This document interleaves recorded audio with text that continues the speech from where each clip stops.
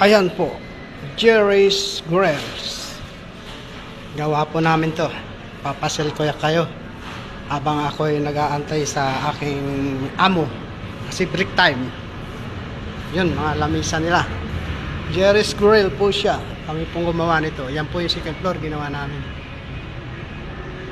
Halos lahat dito kami yung gumawa. Yan, Jerry's Grill. Soon to open.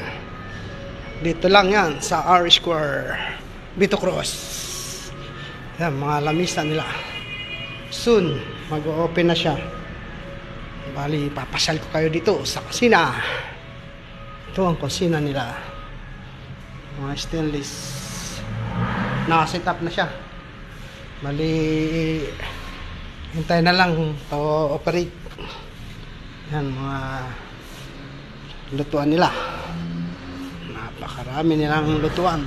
Ito yung mga ube nila pagkasalangan ng malalaking kawali. Ayan, napakarami yan. At ito ang ihawan. May ginawa silang ihawan. Yun. At yan po yung pang sip-sip ng usok para di mag-usok dito sa buong restaurant. Jerry's Grill. Yan. Yan, kadami niyang salangan. Yan.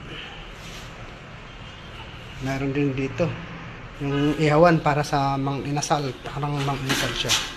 Yun, napakalawak ng ihawan niya. Yan ang kusina nila. Jerry's Grill. Soon to open. Located at R Square, Vito Cross. Yun, R Square Residence. Ayan. Ako'y nabuburing kasi break time.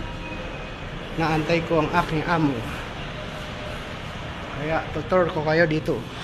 Ito second floor, ginawa din namin to. Halos kami ang nagbuo ng second floor na to. Lahat ng welding work sa amin. Yan ang second floor nila. Yan po, napakaraming upuan. Ready to operate na talaga siya. Actually, last December pa to. Dapat mag-ooperate. Medyo na-delay lang. Kaya ito. Baka ito bago mag-December operate na siya.